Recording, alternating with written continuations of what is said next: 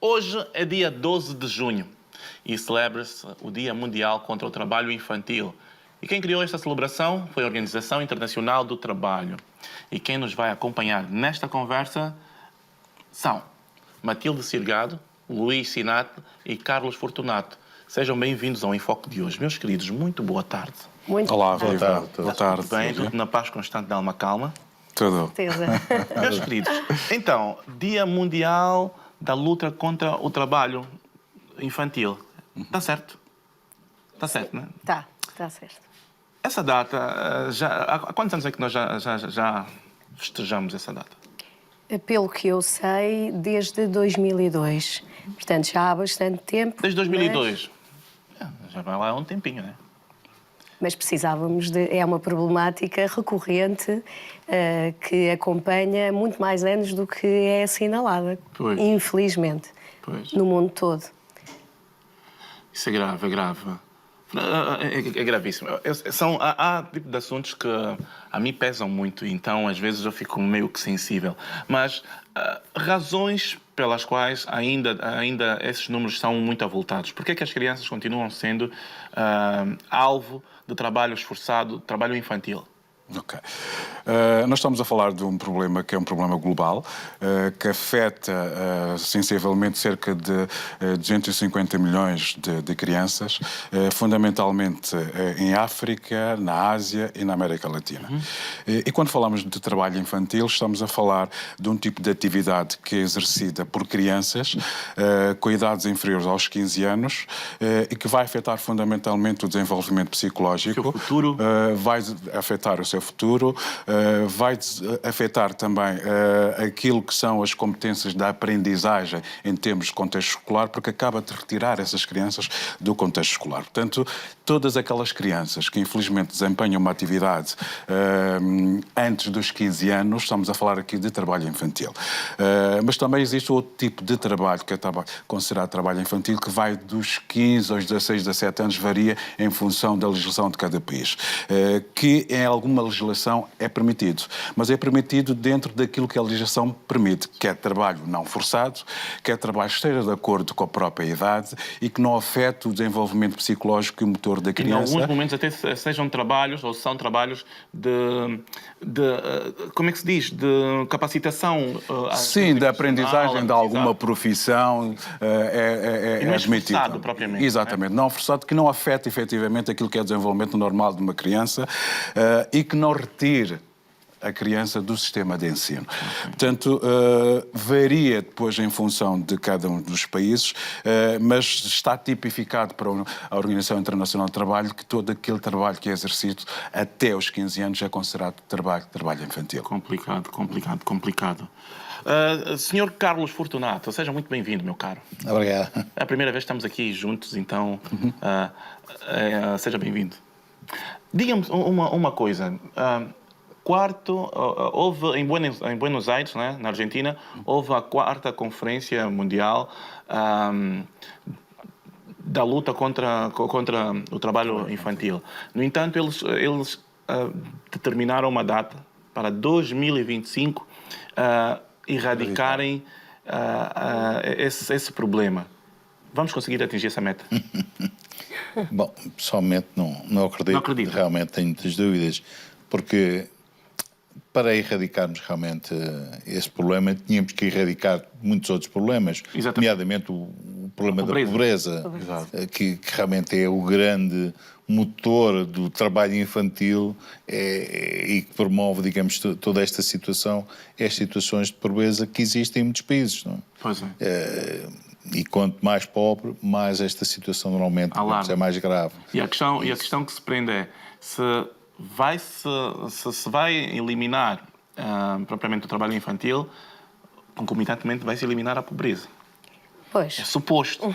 Não. E quando se fala disso, está-se a falar do mundo no geral ou está-se a falar só do mundo globalizado ou então desenvolvido? Que tipo de mundo é que estamos aqui a falar que essas crianças vão fazer parte? Porque a nossa África, sabemos nós, que parece que não está cotada nisso.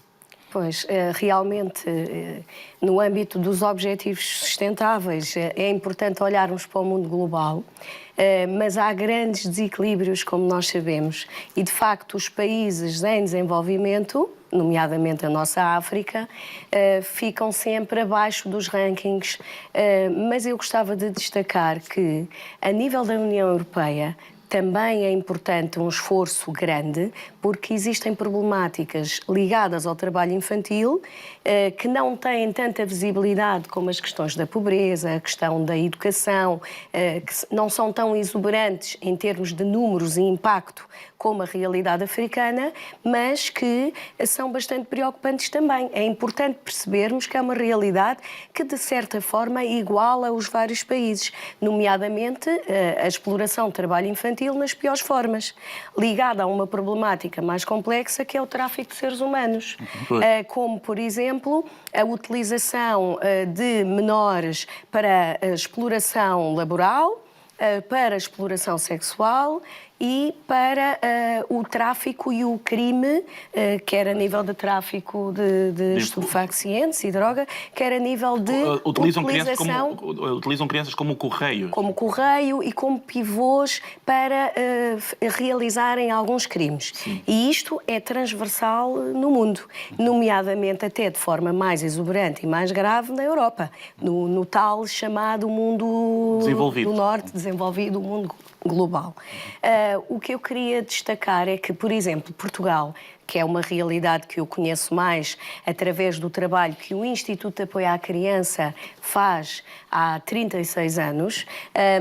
Portugal, em 1989, aderiu, fez uma parceria, uma forte parceria com a OIT. Houve uma diretriz, esta é que eu acho que é a grande diferença. A Europa emana diretrizes que fazem com que os governos adequem as medidas e as políticas e que, de facto, há uma fiscalização e uma verificação e acompanhamento no terreno, no sentido de ajustarmos, e é com estes pequenos passos que eu acredito, porque sou uma mulher otimista, que vamos melhorando e já se consegue ver alguns avanços, grandes avanços, e que vamos passo a passo atingir os tais objetivos e, se calhar, quiçá, em 2025, não está erradicado o problema, mas estamos muito mais à frente, passo a passo. E nós conseguimos, de facto, em Portugal, eu diria, erradicar, diminuir em grande número, mas a nível das piores formas ainda temos muito a percorrer e muito a fazer, muito trabalho a fazer. Pelo resto do mundo. Falou Matilde Sirgado, coordenadora do Instituto de Apoio à Criança. Gosto muito de ouvir, principalmente mulheres, a falarem sobre esse assunto, porque há tudo que envolve. Eu sinto uma certa sensibilidade maior em mulheres a falar isso, sem desprimor de homens. Mas os homens, às vezes, parece que não reparam muito nesses assuntos e os assuntos continuam a volumarem-se, se esse termo existe. No entanto, o que é que cada um de nós poderia fazer para contribuir cada vez mais para que esse problema seja cada vez mais diminuído? Claro. Começado exatamente por aquilo que nós estamos a fazer agora, que é o programa de divulgação para a nossa comunidade.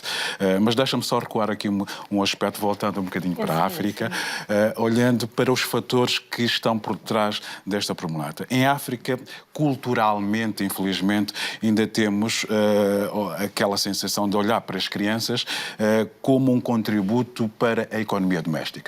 Portanto, em África, na América Latina também, na Ásia, é utilizado o trabalho infantil como um complemento para aquilo que é a pobreza doméstica, como um fator de enriquecimento daquilo que é a economia que falta em casa. Por outro lado, existe também o deixar passar de uma forma muito leve o contributo das crianças naquilo que é a economia informal. Nós passamos pelos nossos países, vemos crianças a venderem quase fruta, a venderem roupa, a venderem sapatos, a venderem peças de automóveis nos semáforos, portanto, nos passeios, e isto é visto com bastante normalidade. Por outro lado, existem no setor empresarial muito a ideia de que, utilizando o trabalho infantil, também acabam por ter mais-valia. E acabam por ter mais-valia, efetivamente. Porquê? Porque o trabalho infantil, em termos empresariais, é mal pago, quando é pago, e depois as crianças são completamente desprotegidas, não há nenhuma lei que lhes ampare. Por outro lado, como crianças, também não são capazes de reivindicar nenhuma situação desfavorável de falta de pagamento, em termos de assistência médica, porque estamos a falar de, fisicamente, pessoas que utilizam materiais perigosos, estão expostos muitas vezes a determinados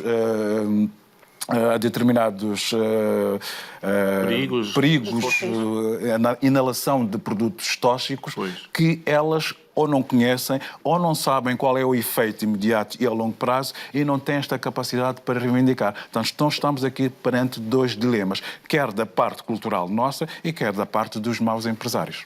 Isso é gravíssimo. É grave. Carlos Fortunato. A questão que se coloca de corrigir estas situações, vou dar um exemplo, por exemplo, que eu conheço bem, que é o exemplo da Guiné-Bissau. Sim. Embora, digamos, seja um exemplo, digamos, que pode ser aplicado para vários sítios, para muitos outros países, que foi, por exemplo, o apoio alimentar que eles deram às crianças que vão à escola. Todas as escolas, digamos, que tenham uma cantina, têm esse apoio alimentar, e isso fez crescer imenso o número de alunos nas escolas e reduziu imenso, digamos, o absentismo. O trabalho esforçado. Pronto. Embora haja alturas, por exemplo, ali, e provavelmente noutros países, digamos, por outros motivos, em que há ali algum absentismo, por exemplo, no caso da Guiné-Bissau, é na altura da apanha do caju, que é mais ou menos em abril, maio, junho, portanto, nestes meses, digamos, em que eles fazem este tipo de trabalho, e aí as crianças eles mobilizam a família toda, digamos, para fazer aquilo, porque aquilo é o que garante a subsistência da país, quase. E, portanto, elas faltam realmente às escolas nesses dias. Há outro trabalho que eles também, portanto, aqui é mais trabalho agrícola, porque aquilo é um país agrícola, não é? E obviamente não há o problema, digamos, que estavas a falar, o problema industrial.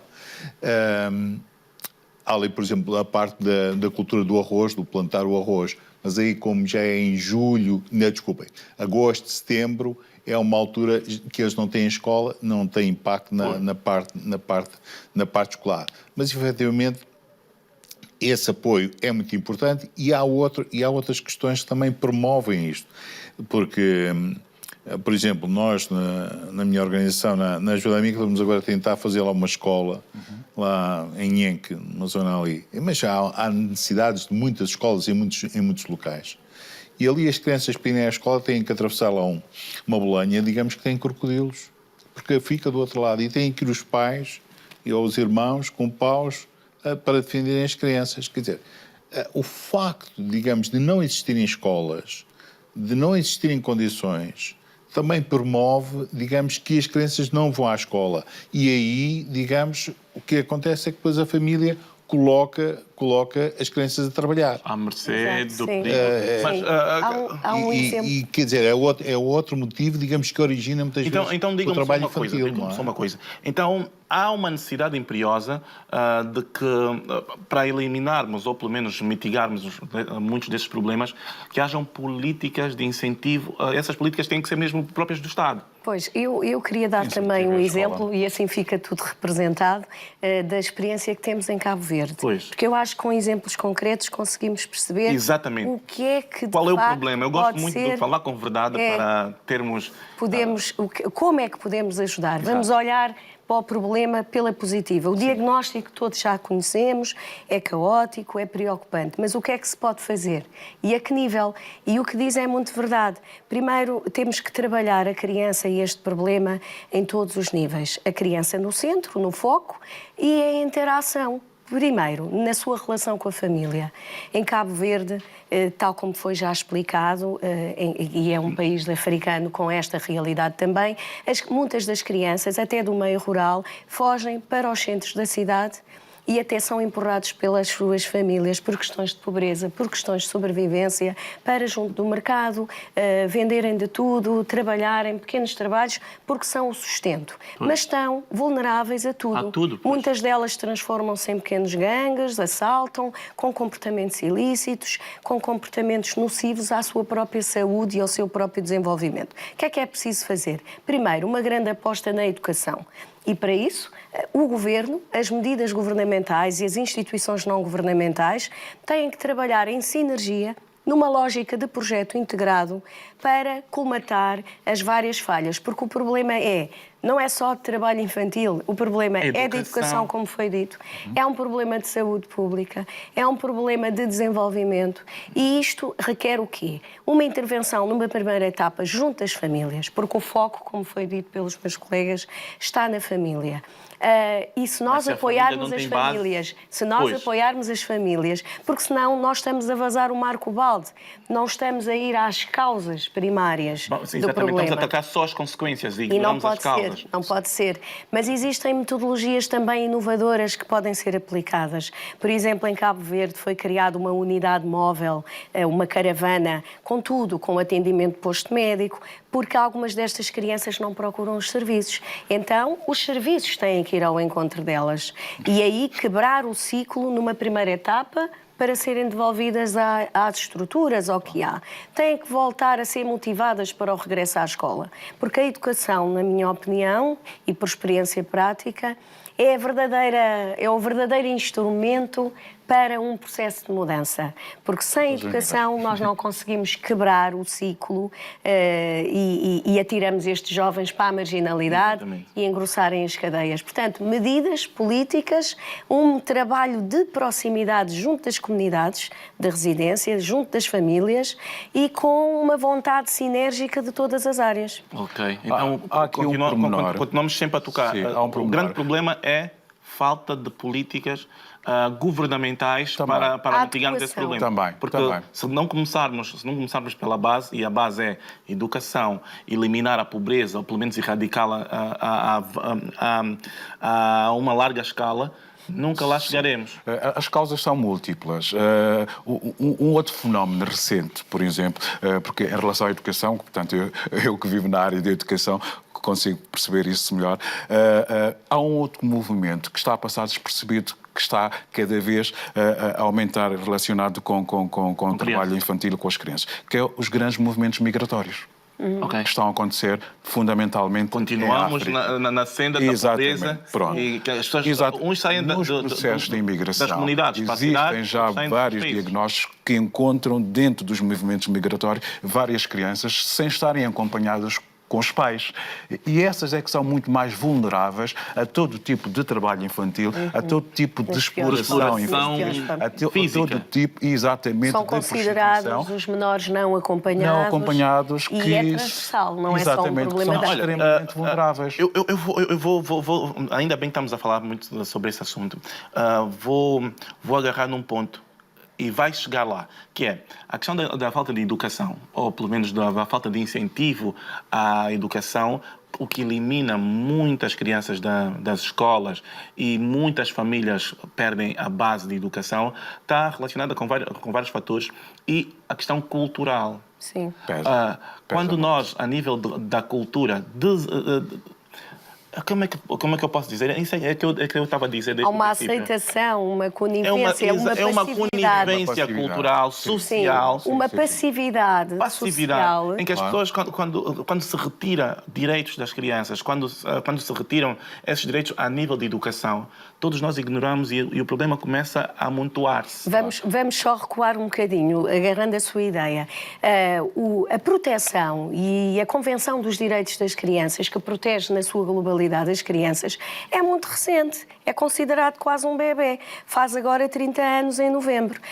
O que é que isso significa? Que a criança foi sempre considerada, durante a história, como um adulto em ponto pequeno, desprovido de direitos, em que os adultos tinham o seu poder exercido sobre as crianças. E ainda há estas questões culturais, em que o adulto manda, decide, e a criança tem direito à participação e raramente é ouvida.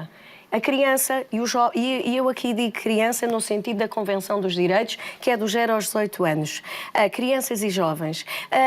Nós temos que olhar para eles como seres com direito à participação, com vontade própria e que têm que tomar as rédeas do seu processo. E nós, adultos, temos que ser o suporte e o garante que lhes vai potenciar aquilo que de positivo têm e motivá-los para a mudança, porque senão serão sempre seres humanos subjugados à vontade alheia. E isto é uma das questões de base, na minha opinião. É esta mudança de paradigma que as nossas sociedades, e aí eu digo, é transversal, não é só de África, é a nível mundial. Esta mudança de paradigma vai fazer a diferença. Olha, só que só uma ramificação do assunto. Fugindo um bocadinho o tema, mas como estamos a falar de criança, há um tema que é muito importante também, que é o facto da falta de inserção cultural nas crianças e metê-las por exemplo, a fazerem músicas ou fazerem músicas ou atividades culturais infantis. O que eu quero dizer é que não existe isso. Ou cada vez mais é diminuta. As nossas crianças têm sido educadas ou não educadas à participação infantil cultural. Claro. E isso também gera um problema gravíssimo. Se for uma coisa pontual, se for uma coisa que está envolvida em que a criança não é retirada da escola, num contexto festivo, coisas que vão acontecer. É saudável. Sim, é saudável. Sim. O pior é quando isso se torna uma rotina que faz com que a criança não tenha aquilo que é a verdadeira infância, porque estamos a falar de infância. O direito a brincar. O direito a brincar. A Declaração Universal das Crianças é clara. Todas as crianças da tua vida têm um direito a brincar, têm um direito a estudar. Direito à família, direito à alimentação. Portanto, é claríssima nesse aspecto. É o caso dos filmes, em que as crianças, algumas, digamos, são os principais atores e têm um envolvimento enorme. E, digamos, aí fica-me aqui a dúvida se realmente aquela sobrecarga que é colocada em termos de trabalho para a criança, aquele stress, o acumular, digamos, de tarefas escolares, se tudo aquilo se condona ou se tem realmente impacto, digamos, depois no seu desenvolvimento. Existem estudos já que dizem que, de facto, tem um impacto negativo quando não é regulado e quando não é suficientemente vigiado e protegido, quer pelas famílias, quer pelas entidades que promovem este trabalho também. Mas, por exemplo, aqui em Portugal, a própria participação das crianças no mundo do espetáculo é regulada a nível legislativo e é notificado na Comissão de Proteção de Crianças e Jovens em Risco, e é isto que faz a diferença entre os países do mundo desenvolvido e o subdesenvolvido. É essa a questão. A dimensão é diferente. É essa a diferença que faz com que, às vezes, eu fico em pânico quando vejo, por exemplo, a participação de shows para crianças, mas com participação de adultos, por exemplo. Sim, mas nós aqui na Europa a situação está mais regulada, e equilibrada. A legislação está muito mais adaptada, a fiscalização também é muito adaptada. Sim, mas estamos a falar, por exemplo, do mundo e estamos no mundo africano. Estamos no mundo africano e estamos a brincar com isso. Claro, estamos cada vez mais a ignorar essa realidade e as crianças estão-se a tornar adultas. Mas era isso, mas era isso que eu queria dizer. Portanto, em África e nos países em vias de desenvolvimento, acaba por ver aqui um efeito dominó negativo, que é aquelas crianças que não tiveram infância, quando são adultas, depois vão ser extremamente permissivas, que os filhos também façam exatamente o efeito dominó. Depois temos aqui um ciclo vicioso que acaba por não se resolver. Isto é uma temática muito, infelizmente. Esse é assunto que dá para 3 programas. Para 3 programas, sem dúvida. Muito obrigado. Muito obrigado, Matilde, Luís, Fortunato. Muito obrigado. Espero por vocês aqui muito mais vezes. Obrigada a nós. E vamos continuar a conversar, vamos continuar a denunciar esse tipo de... A chamar a atenção. Vamos fazer uma denúncia. Sim. Exatamente. Muito obrigado. Só o facto de assinalarmos esse dia é muito importante, porque é um movimento de consciencialização da sociedade. E parabéns pelo programa. Obrigado obrigado por terem aceitado vir aqui, ter connosco. E até já. Até daqui a pouco. Obrigado. Pois é.